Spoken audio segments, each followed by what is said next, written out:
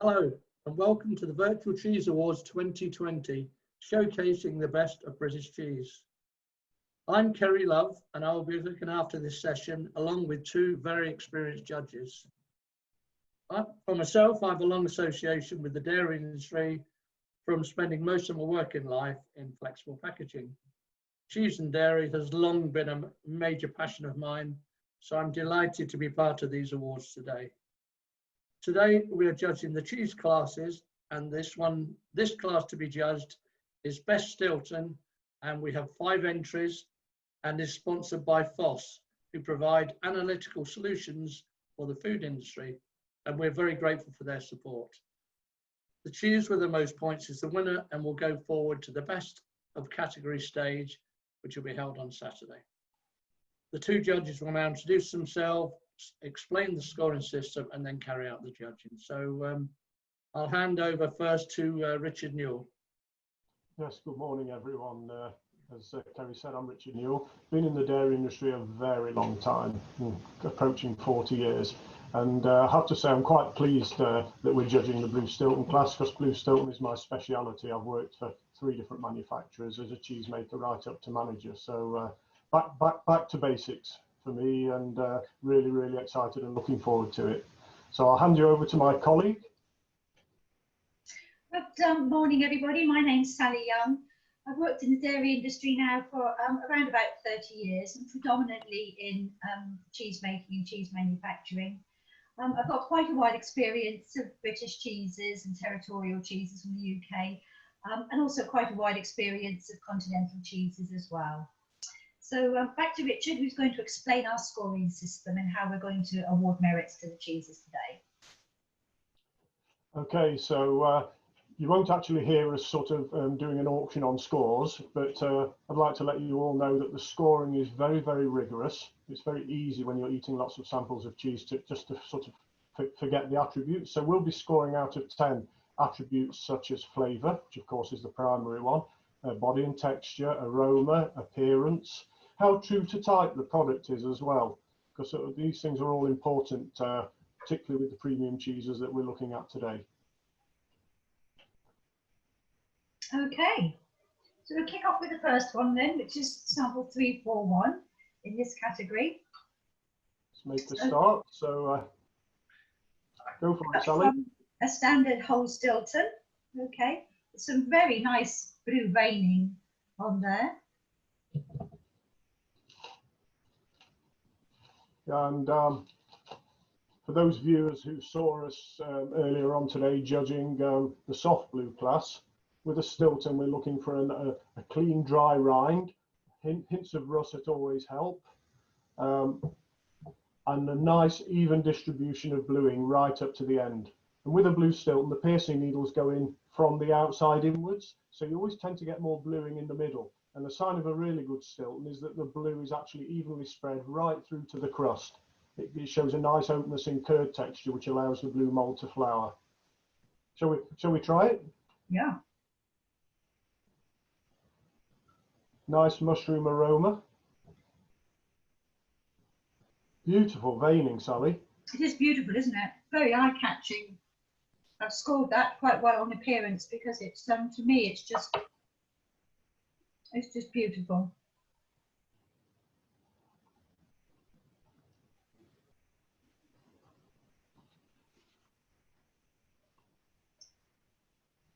It's quite spicy and peppery, but it's got a nice buttery back note. It's got a lovely rounded flavour. There's a bit of sweet and a bit of savoury. Yeah. Not harsh or metallic, and Yeah. a lot of people buy Stilton with the blue very blue and the white curd very white, and that isn't a good thing. You should be eating the Stilton after some time when the blue has broken the curd down, and then you'll start to see, like this example here, that the white part is actually cream. Yes. That's a good sign. I really like that. We were quite spoilt in our last blue class, so I wonder if we're going to be spoilt again in this class. Off to another very good start. We've started with almost with a winner, haven't we? not that we've pre-decided anything. We've just looked at these samples yet. Shall we move on to the next sample? Yeah.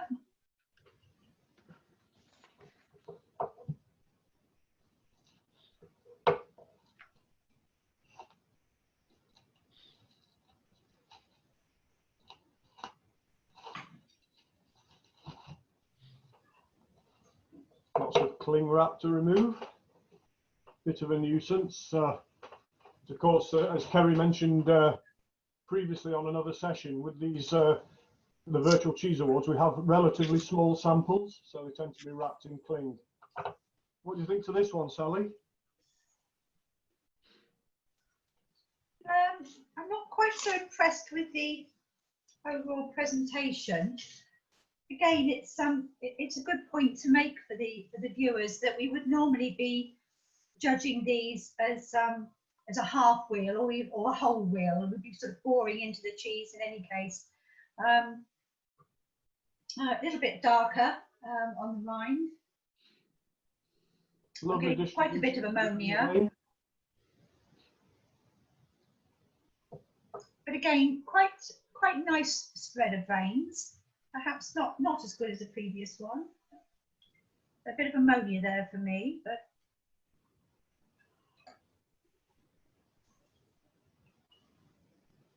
yeah, there is a hint of ammonia. It's also a little bit firmer in body and texture. yeah.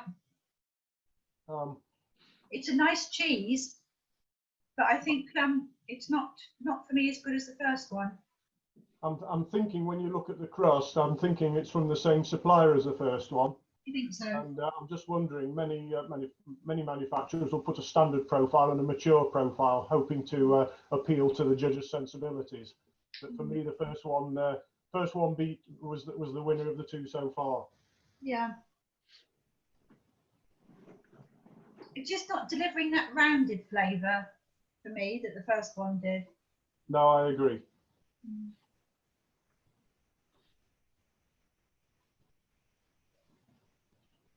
Have a sip of water from my DuPont mug.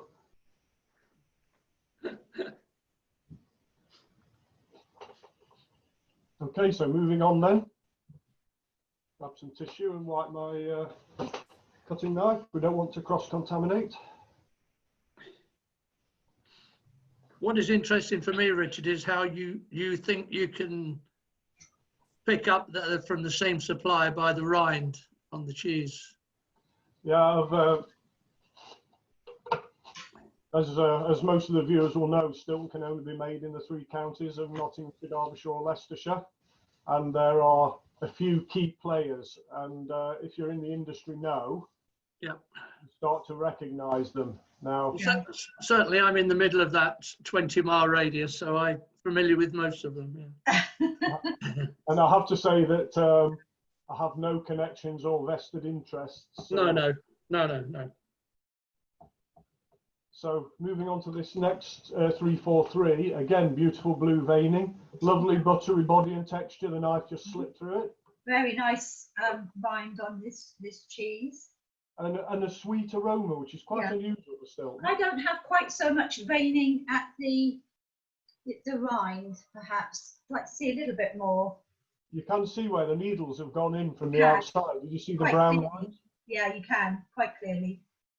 Of course, you can imagine when all the needles are coming in from the outside, a bit like bicycle spokes, it's much harder to get, the needles are much further apart at the outside edges. So the opportunity for oxygen to get in is less. So it really shows up a poorer cheese. Better cheese with lovely openness will glue right to the edges. That has such a lovely sweet honeyed flavour. Yeah, I'm not getting that with this one, I have to say. It wouldn't be a first choice for me. I think of the two judges, you probably tend to like the stronger, spicier flavours. Mm-hmm. Or do you think it's that particular sample that you've got?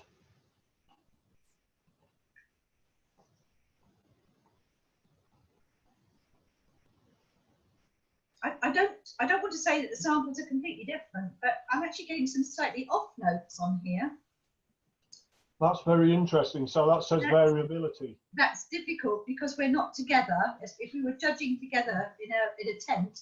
Yeah, we try each other's sample and get aligned. Yeah. There's one thing for sure. Of all the grading we've done together, we're quite well aligned on our palettes. Yes. But so for us to pick up two distinctly different things says that there's variation between the two samples.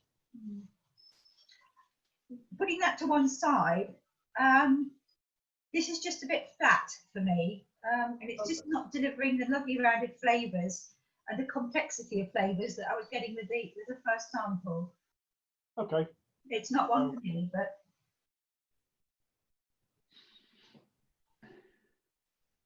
I think it comes back to what we said in the soft blue class, though. We are quite spoilt. It's still a very fine Stilton when you look at it overall.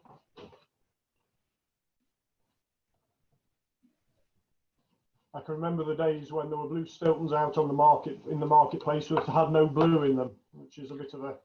So I think the industry has advanced, certainly over the last 10, 15 years. Shall we move on to sample 344? Absolutely. Death by cling wrap.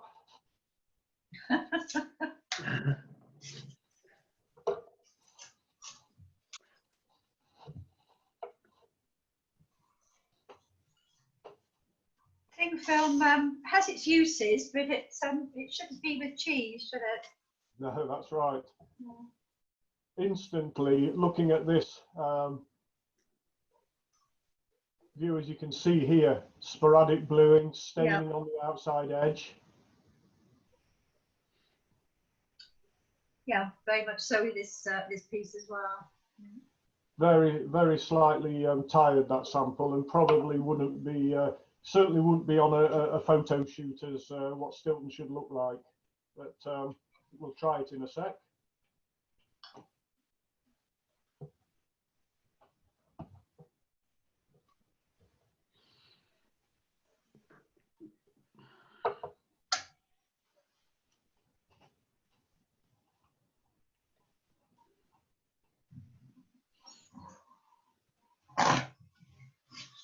It actually tastes better than it looks.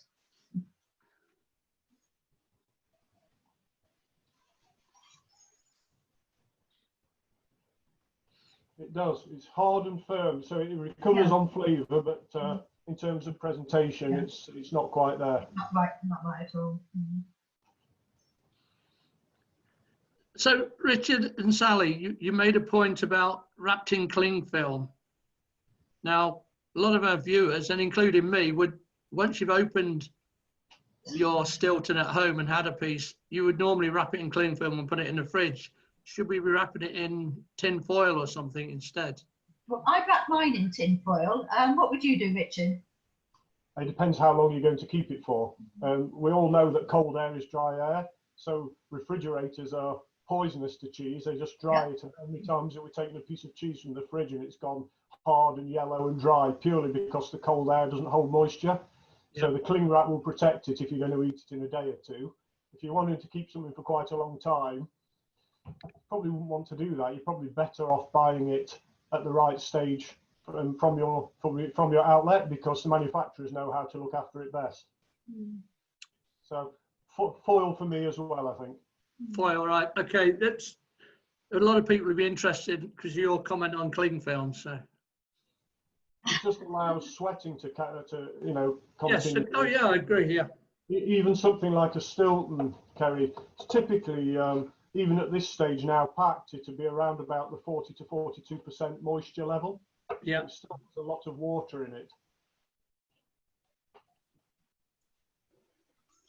Moving on to the last sample of this Stilton class, 345, has a very, very dark crust.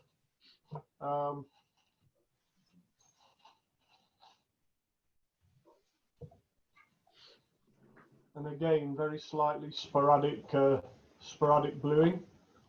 Being critical, but we're judging, and that's what we're here for. You can see here again, there's some staining. And okay, the purists would say, well, it goes with a good Stilton, but you don't have to have that, and it does taste different if you eat that piece. That's quite distinct actually on that. Mm.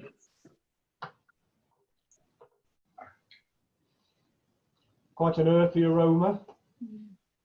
You see, you wouldn't buy that by choice. It looks a bit grey around the rind, and you simply wouldn't buy it, particularly if there was other pieces to choose from. Yeah, I completely agree.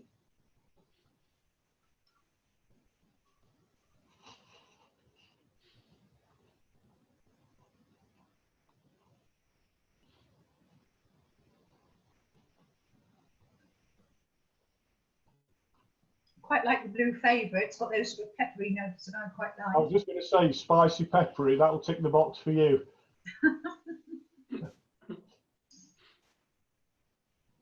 It's on the edge of going ammoniacal though, Sally. It's right up there. Yeah, it is. Yeah, it'll be clear in the back of your nose. Absolutely. Yeah, it hasn't got an awful lot of life left on it, has it, in terms of its eating quality? No. So I'm just looking now. Would now be a good time, Kerry, to talk through our scores on the doors? Yes, please. Yes. Yep. For me, Sally, the first one we looked at was by far and away the best. Most definitely. So Kerry, sample 341 gets the first prize. Yep. And then I actually think it's between the next two samples for me, Sally. I would go with 342 as my second choice. Yeah, I think so. 343, I put sweet honeyed flavour, but I think we had some difference in the samples there, didn't you had different views on that, so yeah. And I probably wouldn't have awarded that, but the last two samples were really relative.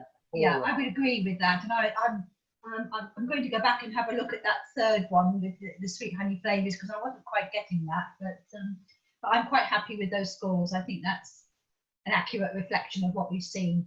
And that first example, there's variation within the cheese piece, perhaps eat from a different part of the wedge. Then viewers, you'll not see it, but Sally and I will catch up afterwards and discuss the various attributes. Yeah, anoraks like that. But I think that certainly the first example we saw was pretty perfect in my book. And, it really was. It was almost a really good example. It was, couldn't fault it in any way, really. Not really, no. So just to reiterate, 341, 342 and 343, 1, 2, 3.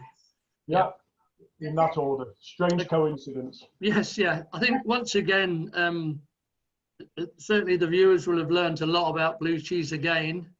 It's always been a mystery to people who are not in the industry. So, and there was only a small number in this category, so it was good to spend time on each one.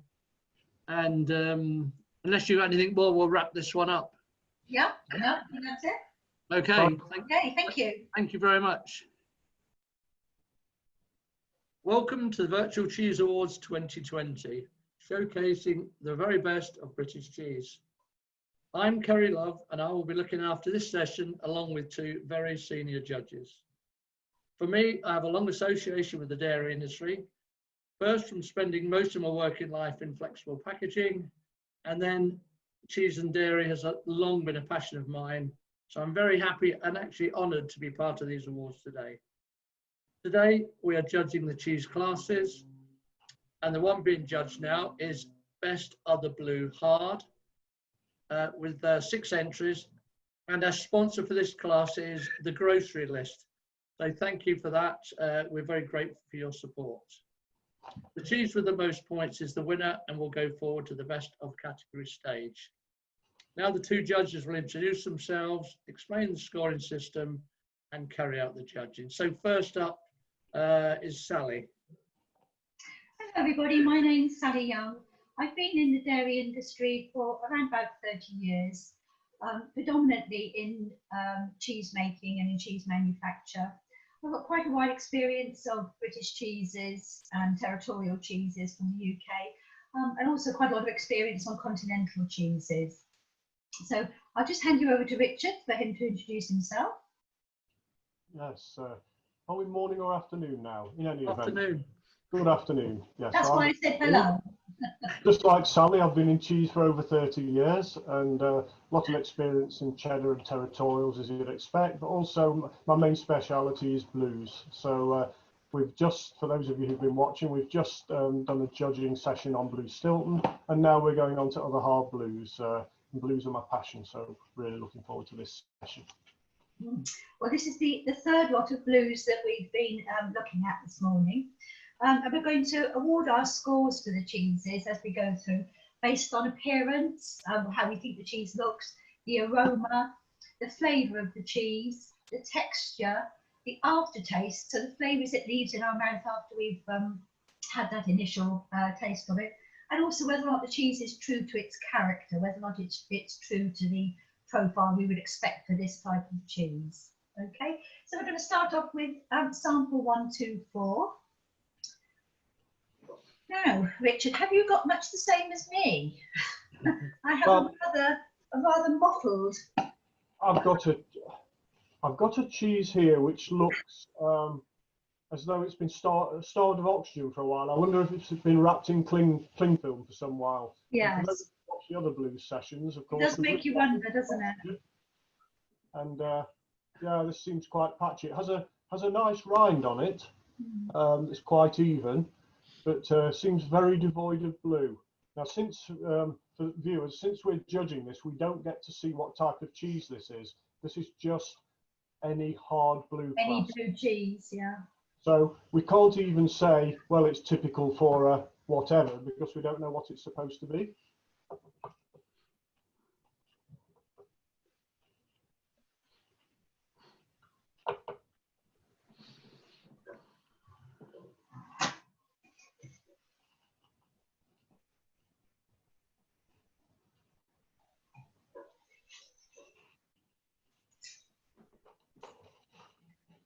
Viewers, you'll see me emptying that from my mouth.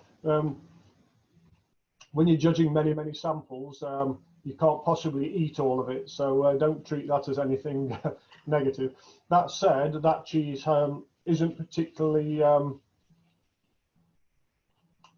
what I'd be looking for in a hard blue. It has quite a harsh.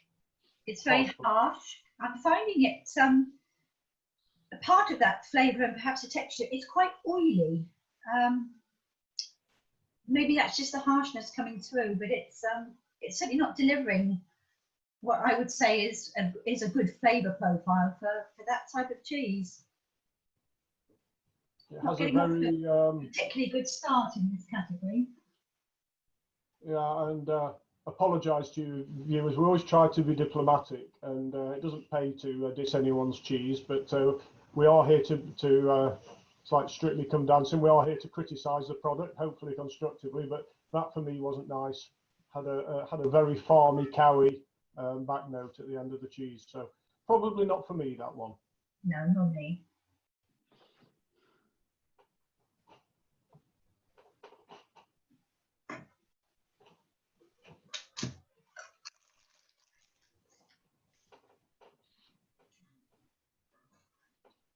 Shall we move on to sample 125, Sally? 125. More lovely cling film. Aha.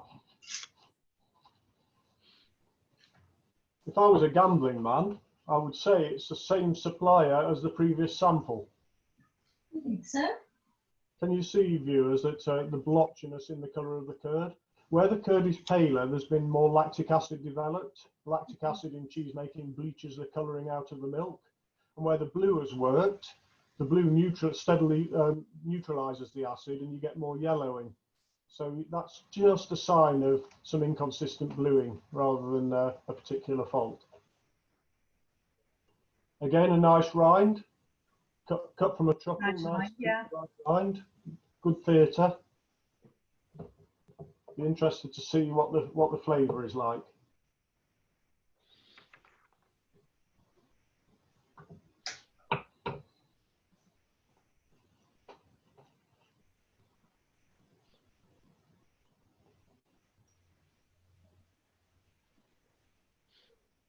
I prefer it to the last one, but I still don't think it's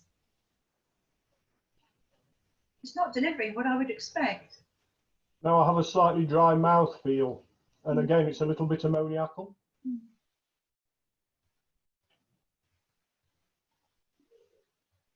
It's very easy when you're judging to pick up a negative attribute and then continue a negative run. It's a nicely made cheese, but it just actually doesn't deliver a complex flavour for me.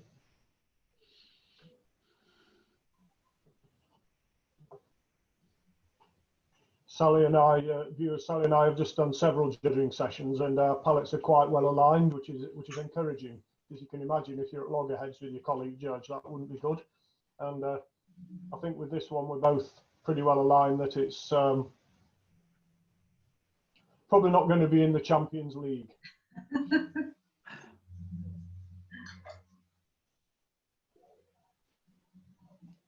Now we have a coloured example. Thank you. Right up Richard Street. So this is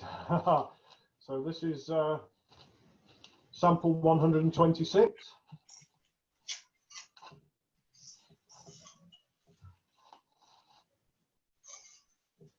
It's got some better distribution of blue than the previous two samples. I'm fighting to get into it. Yeah. Right.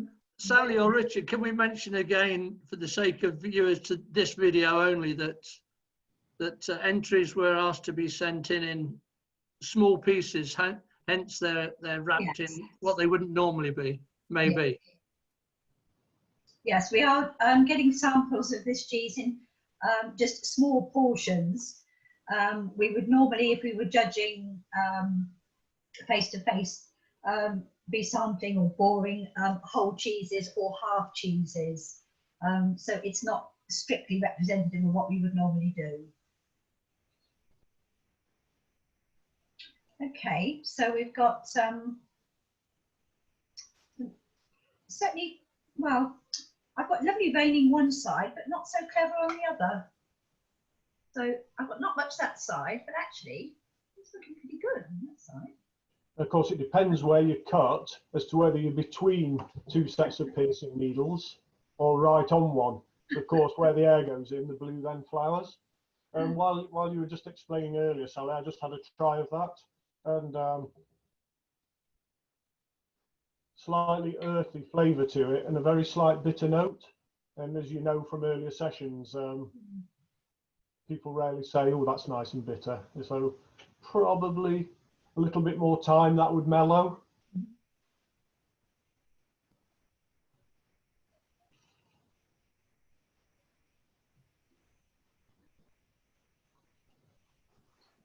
Because it's a little bit more pungent. I agree, there is a note of bitterness there. It's not going to help, is it?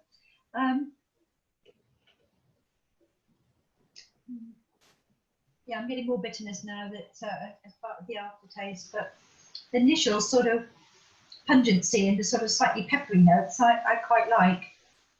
But yeah.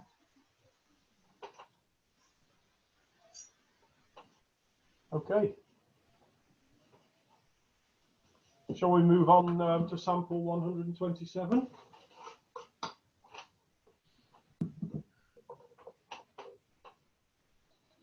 Just wipe my knife so we don't confuse samples.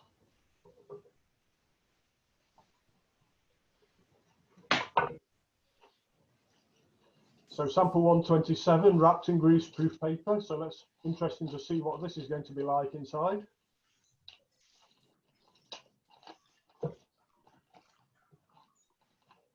Oh wow!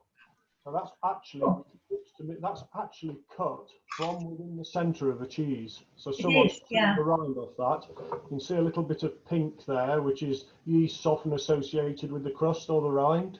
So that would tell us that that's the outside edge of the cheese. Well, it's a hard cheese class, and this cheese is certainly hard. Pretty hard, yeah. Almost a bit brittle. It's very hard. Yeah.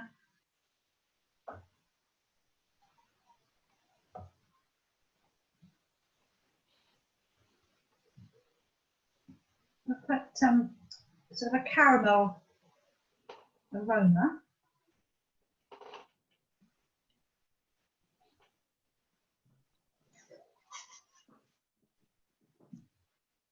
It's a bit dry for me, I have to say. Not particularly, diplomacy not being particularly one of my strong points. I really didn't like that cheese. No. I Hard, wonder what hard, dry and bitter for me, Sally. I think it's certainly past its best. I wonder what it would have been like a couple of weeks ago. Certainly well made with very well distributed bluing. You know, it's got a good appearance. I'm interested to know why someone's trimmed the crust off it. Yeah. That's a strange thing to do. You can see where the flats of a knife have trimmed the crust off. And I've never seen that before. So, but certainly the centre of it, it's getting on, it's aged. And so one man's meat is another man's poison. And as a judge, one has to try to understand what's true to type rather than one's own personal preference. That for me, there'll be a select few who love it, but it's probably quite a polarizing product, Sally. I would totally agree. Yeah.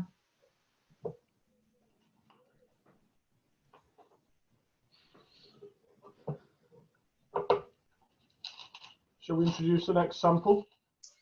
Yes. Just clear up this. Sample 128, another death by cling film. Let's get that cling film off. And before Kerry says again, these are small samples for these cheese awards, and of course the cheese wouldn't be matured in this. This is just wrap for dispatching to us for us to assess. What do you think of the appearance, Sally? So mine's just fallen to pieces as I've taken it out. Okay. I've got quite a bit of discoloration under the rind. I suspect, again, it's difficult when you're just being given a small piece, but a good chunk of my rind is actually missing. Okay, so you're not really getting the overall good picture of that rind. I said I've got quite a bit of discoloration under that rind. It's a very dense, quite a deep rind. And maybe it's supposed to be like that. In terms of the veining, you can quite clearly see where the spikes have gone through. Let's give it a try. A pale and creamy cheese body, that's quite consistent.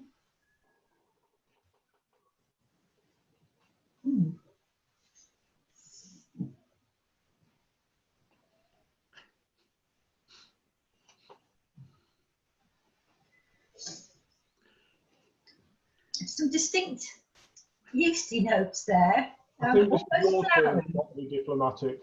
Sorry? I think this is your turn now to lack diplomacy. Some distinct yeasty notes there for sure. It's almost floury, and I'm getting quite a lot of soapiness. Yep. There as well. Acidic, and I actually put chemical note. Yeah. Almost astringent, isn't it? Yeah. It's not going to win any awards, unfortunately. That no, one bit. Not pleasant in the slightest. It's strange because earlier on we judged a large class which was soft blue, and we were spoilt. We've never seen so many super cheeses in one class, and we commented on it. And this other hard blue has been the complete opposite so far, with one sample left to go.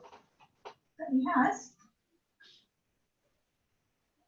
Nicely wrapped in saran. Saran, yes, which is probably better than cling film, to be perfectly honest. Very much so. And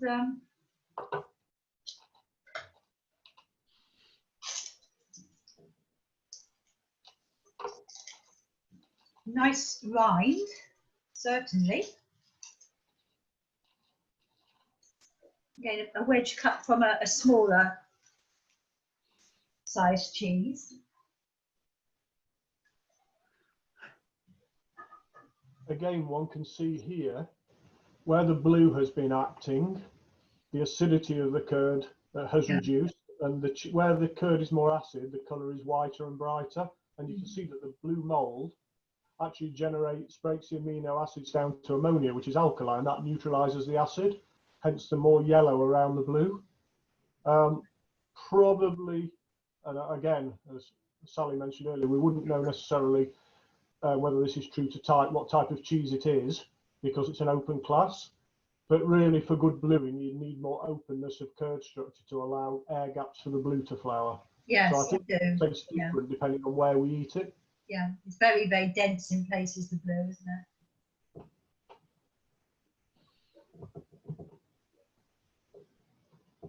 I'll take a piece from the middle, so I get to try and get a good cross representation.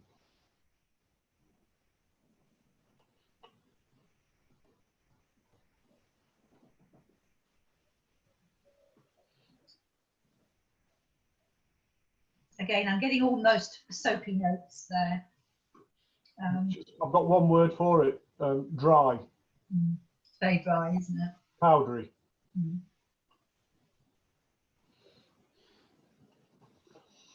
Well. I'm wondering if we can ask Kerry just to pause recording so that we can have a chat about the cheeses we've seen. Yep, okay, no problem. Go. Well, we've just finished the best of the hard blue cheese class, and I have to say, Sally and I earlier on judged a soft blue cheese class, and we were inundated with fantastic samples.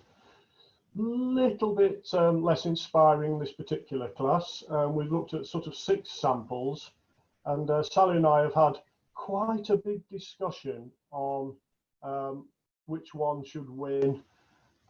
And really, the jury's out. I think some of the samples, we've certainly tasted some of the cheeses in the past that have been a lot better and a lot more inspiring. What do you think, Sally? Yeah, I would certainly agree, Richard. We've certainly been spoilt to date. I don't feel that any of the 6 samples that we've seen in this class are particularly good and really not representative based on what we know about these type of cheeses. Of what we'd have expected to have seen in this particular category.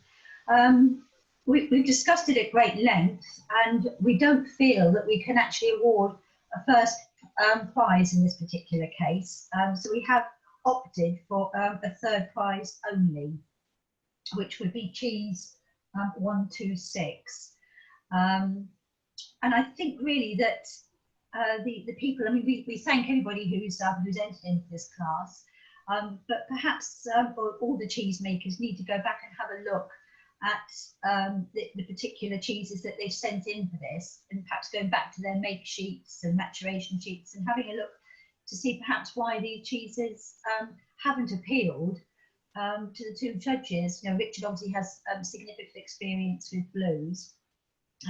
And so far we've been fairly aligned with our palates of how we would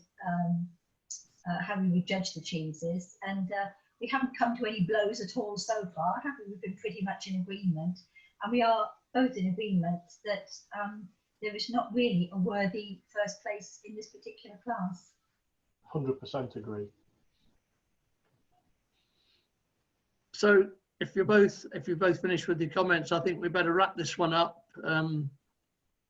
With apologies again to the entrants, and we'll move on to the next section. If you're in agreement. Yes, thank you, Kerry. Thank you very much. Okay, thank you.